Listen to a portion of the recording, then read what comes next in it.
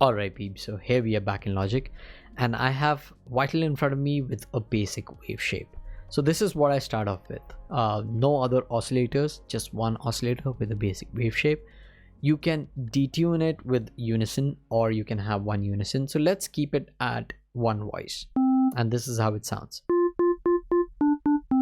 So the next part is to shape up the envelope and this is where the pluck sound comes. Now you can go ahead and increase the release so it has a bell to it. But this is not a pluck in itself. You can decrease the decay or the sustain, but it still doesn't give that pluck feel. This is just a bell that you can probably do an arpeggio and make something very interesting with delay pops or something of that. But in order to have an amazing sounding pluck, the best part is to shape up the envelope. So what I'll do here is that I'll keep the attack to bare minimum because we want the sound to pop immediately when we press the key. So this is how it sounds. The next is that you decrease the decay and the sustain. So the aim in simple terms is to create a downward slope. So the decay is less, the sustain is less, and we'll also reduce the release and we'll keep it very short,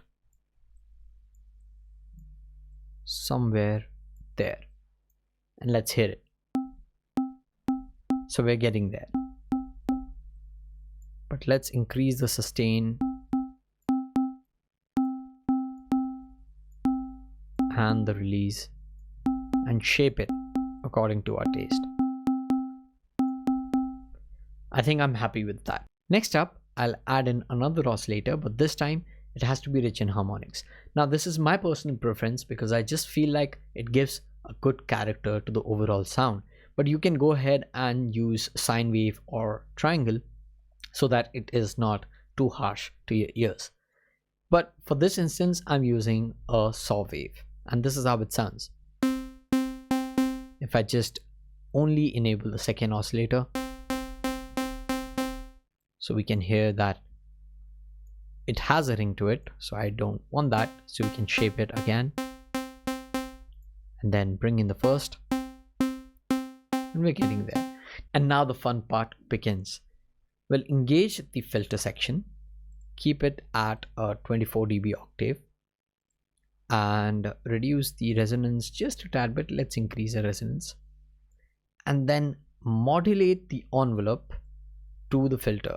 And if you're wondering how to do that and what is envelope modulation, I've already done a video on that. I'll leave the link so you can go ahead and check that out. But this is exactly how you can create such kind of sounds, and this is somewhat of a real world experience and an example of how we can use envelope modulation to shape up our own sounds.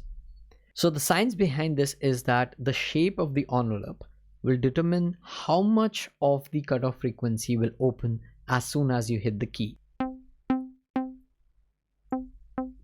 So now you can hear somewhat of a pluck that we're getting there, but this is how you're getting the filter to open based on the envelope. Now you can increase the amount of the filter that has to open, so you'll have much more defined and crisp pluck, or you can decrease it to have a mellow and subtle pluck. Now you can go ahead and experiment with different kind of filters as well, using a notch spread or a band pass reject, but I find using a 24 dB per octave filter, gain reduction filter, has much more defined pluck. And the reason is that we are retaining the lower frequencies but also have the higher frequencies as soon as the envelope opens up. Now you can increase this or define. So I think I'm fine with this. Also we can increase the resonance, and if we increase the resonance too much, it has that laser sound, but a tad bit will do the job. And let's increase the drive of the filter. Not a lot because we're going to be doing a post processing after this. So now that we have the patch ready, let's post-process it. Let's head over to the effects section and introduce a single band compressor, a fast attack, a slower release, to give that punchiness.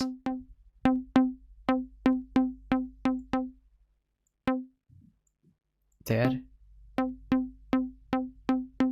That's nice. Let's introduce a distortion, not a lot, a soft clip distortion.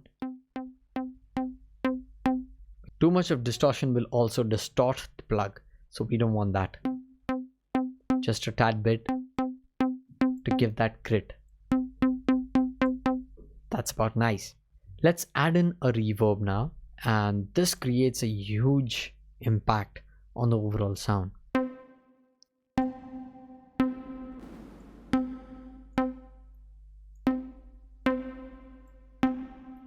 Somewhere right there. And should we introduce a delay? Let's try after the reverb. Okay.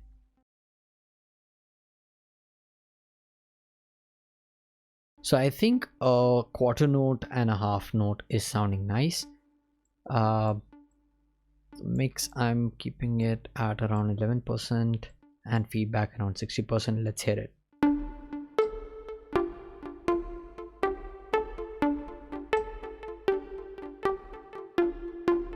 So let's play it with the metronome.